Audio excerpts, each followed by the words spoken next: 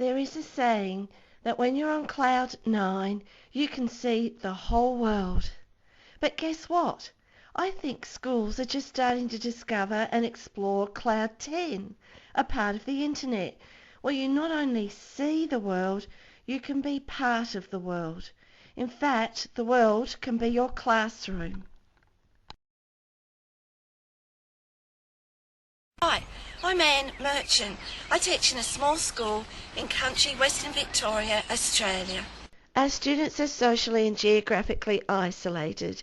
We have 250 students in the school in a town of 120 people. There is no mobile phone service, yet the students each have a netbook from grade 5 right through to year 12. Come, I want to show you what's inside my classroom.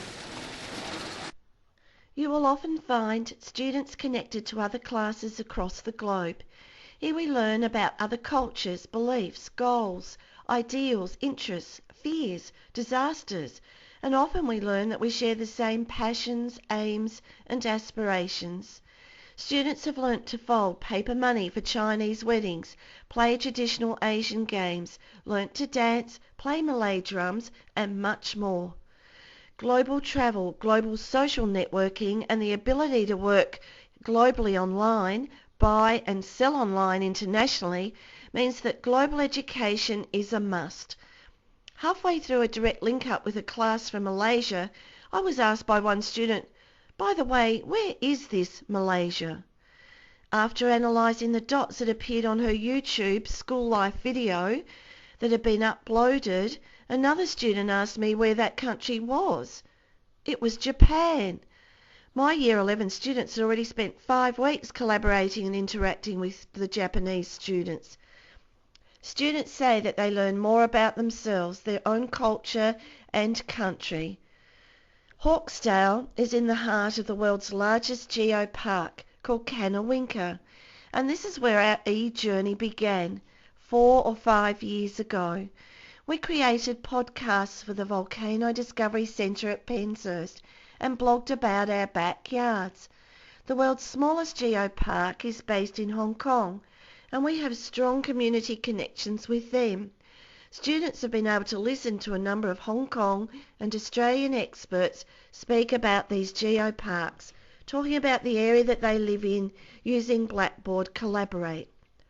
Grade 2 students through to Year 11, state-wide classes, and even a geologist from China all gathered in the virtual classroom to listen to Yang Yung from Hong Kong Geopark. What a blended classroom. Students have lots of questions and are naturally curious about the topics that interest them. They have the opportunity to ask them in a virtual classroom where a back channel exists. I like using Illuminate because you can ask questions and you get answers straight away, but you can't do that in a textbook. Christopher Hertz, an author from New York, Skyped into our secondary students during Book Week in September. His passion for writing is now being shared with a small group of students who love to write stories. One lunchtime each week now, students come in and work with Christopher from New York using Skype for video conferencing to try and improve their writing skills. Skype, Gmail and Evernote have been used so far for this collaborative interaction. Students have created book trailers which were uploaded to a wiki shared with SMJK Poi Lam School and SJK Ava Maria Convent in Malaysia.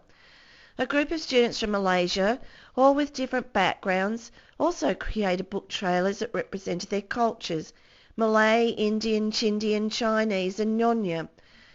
Our students were proud and excited to share their book trailers during Melbourne Writers' Festival on centre stage at Federation Square.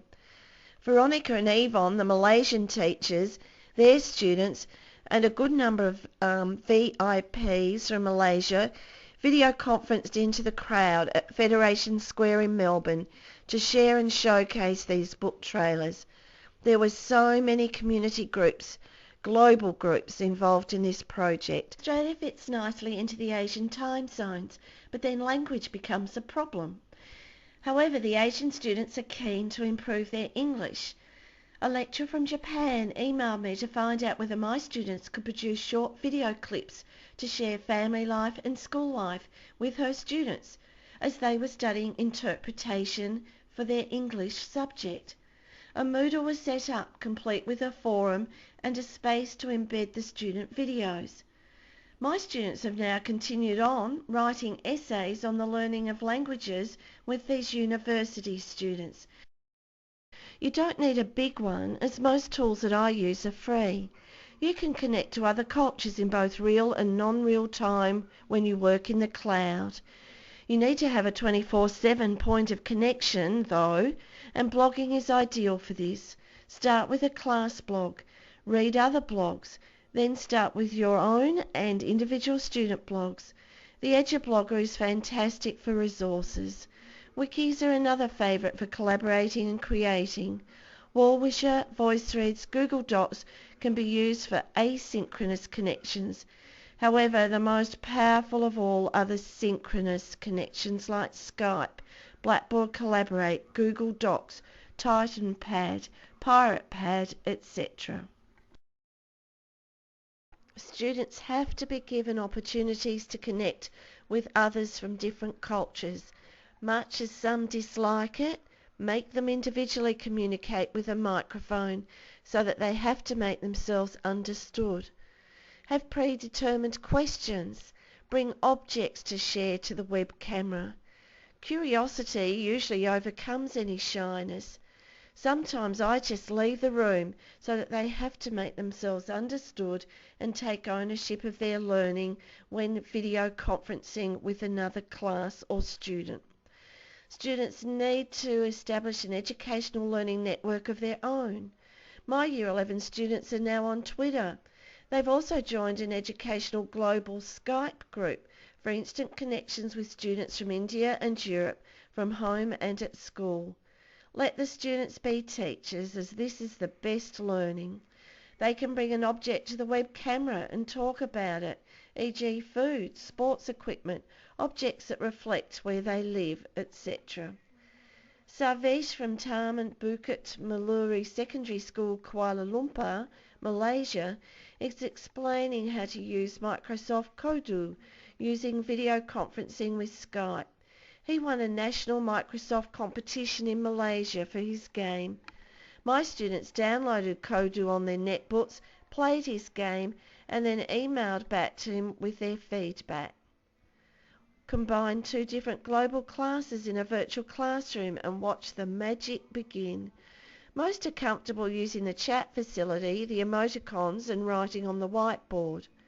I liked the link up with Malaysians because it was so surreal. Like, there was no barrier in what we said to them. They were just like they were sitting on the other side of the room from us. So, yeah, I really enjoyed it. And what sort of things did you learn from it? Oh, like all the different regulations and stuff they have where they live compared to where we live, and their culture and the differences between their culture and our culture, and just everyday life and what they do. Share a student summit where each of your students are speakers. This pushes them all outside their comfort zone. Tweet it out, encouraging others to come in, listen and participate. My Year 11 students participated in a student summit for the Global Education Conference last year with Julie Lindsay's students from China.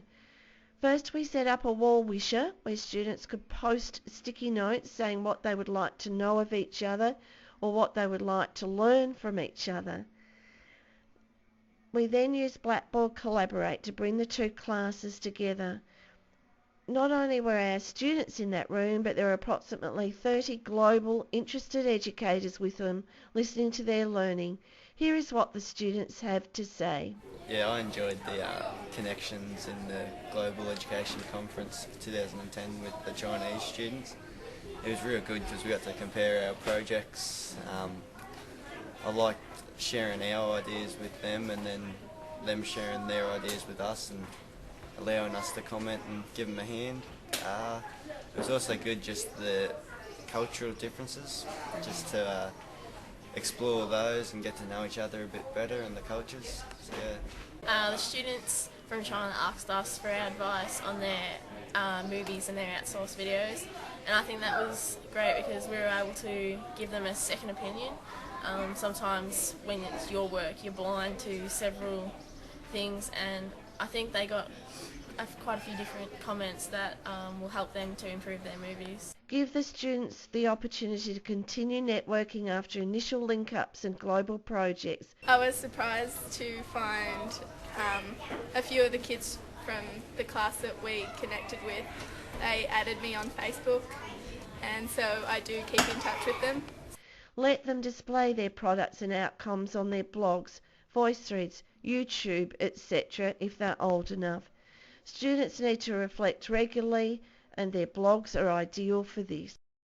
Equip students with strategies to cope with misunderstanding, incorrect use of images, words that might offend other cultures.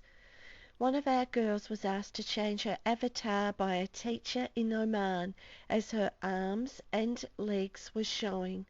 Quite acceptable in our society, but not in theirs.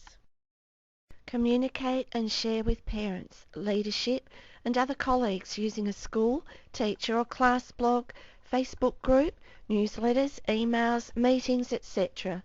Organise some weekly or monthly sessions after school hours to work with teachers or other interested people. Bring in expert speakers virtually that might interest the majority of classes and teachers, e.g. a research scientist in Antarctica, an author, another global class. Offer these sessions to the whole school. Let everyone see and feel the excitement, the engagement, the curiosity. Share what you learn through your networks. Write articles for educational magazines. Start your own global project.